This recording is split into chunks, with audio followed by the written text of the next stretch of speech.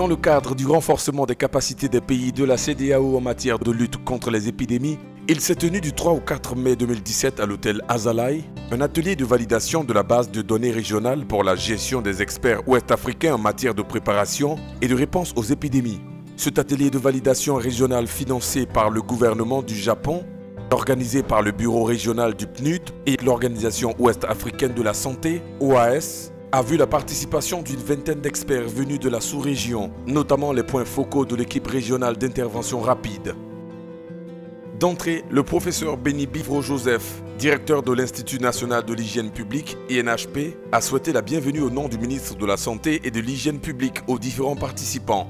Il s'est félicité du choix de la Côte d'Ivoire pour abriter cet atelier régional de validation qui à terme devrait aboutir à la mise en place d'équipes régionales d'intervention rapide avec pour mission d'être à la pointe au niveau de chaque pays dans la conduite des opérations dans les réponses aux menaces sanitaires.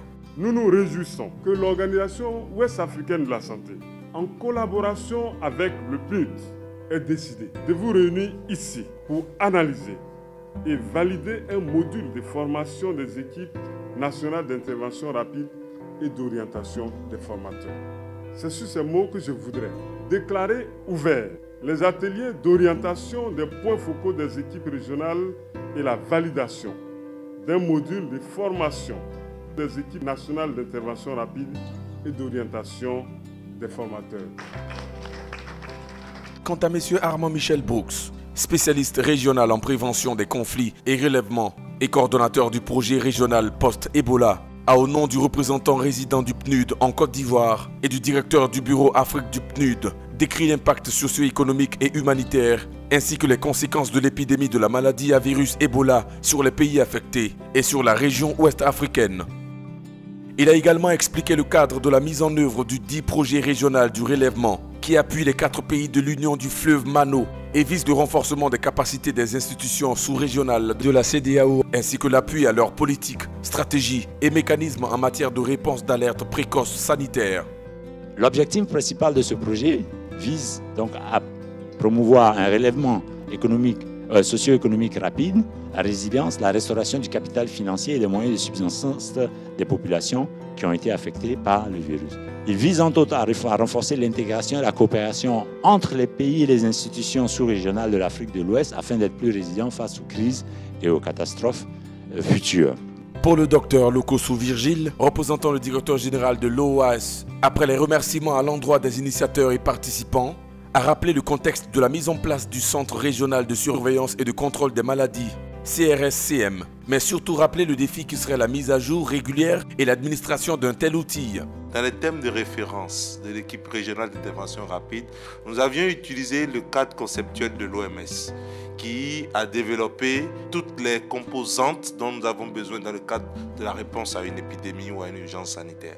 Et sur la base de ce cadre conceptuel, nous avions identifié ensemble, il y a des experts qui sont dans la salle ici, une liste de profils de compétences dont nous pourrions avoir besoin pour répondre efficacement aux épidémies dans notre région. Après les différentes allocutions et les précisions apportées par Mme Jessica Duplessis, chargée du projet régional au bureau régional du PNUD sur les conditions logistiques et administratives de l'atelier et du responsable adjoint à la sécurité sur les dispositions sécuritaires, M. Armand Michel Brooks, a porté une communication sur le projet régional, soutenir et renforcer la surveillance médicale sous-régionale post-Ebola et les initiatives de relèvement socio-économique en Afrique de l'Ouest, destinées à l'appui aux 4 pays, à savoir la Côte d'Ivoire, le Libéria, la Guinée et la Sierra Leone, et financé par le gouvernement japonais à hauteur de 4,5 millions USD. Ce projet présente d'importantes retombées pour tout l'espace CEDEAO.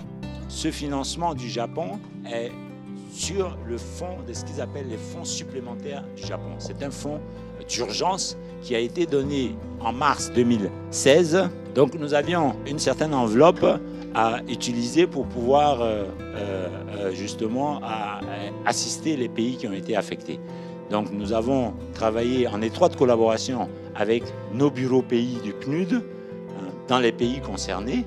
Et puis, il y avait la partie du niveau régional où il fallait trouver les institutions adéquates, notamment sous-régionales, puisque l'objectif, c'était de renforcer les capacités et les politiques et les mécanismes des institutions sous-régionales en matière de réponse rapide, etc. Cet exposé fut suivi des présentations du Dr Lokossou Virgile et du Dr Serge Sonda, respectivement sur le contexte de création des ERIR et sur le système de gestion des données des experts rapidement mobilisables. Il était question, parce que cela venait d'une recommandation des pays, que l'OAS ne sélectionne pas les membres de l'équipe d'intervention rapide sans les pays.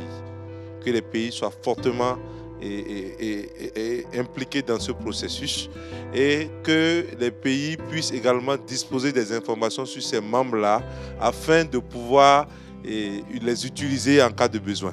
Donc au niveau de la base de données attendue, il y a 4 aspects qui ont été relevés, à savoir déjà la qualification de l'expert. On cherche quelqu'un qui puisse apporter une solution adéquate à un problème donné. L'autre élément concerne l'expérience, parce qu'effectivement, il peut sortir avec un diplôme donné, mais il faut que l'on s'assure qu'il a développé de l'expérience pratique dans l'activité pour laquelle il est censé être déployé. Un troisième élément sur lequel nous devions discuter était la disponibilité. Donc il faut que l'on voit est-ce que les personnalités que nous avons dans notre base de données, au moment où nous avons le cas d'urgence, qui est-ce que nous pouvons contacter qui puisse se déplacer. Après des échanges entre plusieurs participants, il ressort au thème des activités certains points lus sous forme de recommandations. Je remercie tout le monde pour les efforts qui ont été faits pour s'approprier et intégrer vos commentaires dans ce document. J'ai le point de discussion majeur qui sort de 3 présentations que j'ai notées. C'est la question de la chronologie des validations entre le point national et le niveau national et le niveau régional. C'est le gros point, un trait d'union commun à tous les travaux de groupe. Et je crois qu'il y a eu concertation, mais je ne pense pas, mais c'est quelque chose qui ressort du document. Il y a eu la question de l'interface également des langues, qu'il faudra qu'on arbitre. Et il y a eu également la question, il y a des questions de terminologie, ça on ne va pas revenir là-dessus. On va les aligner. Là où c'est le coordonnateur national, si c'est le point focal et rire, on écrira désormais noir sur blanc pour éviter tout amalgame dans les pays et faciliter et rendre digeste la compréhension de ce document-là à tout le monde.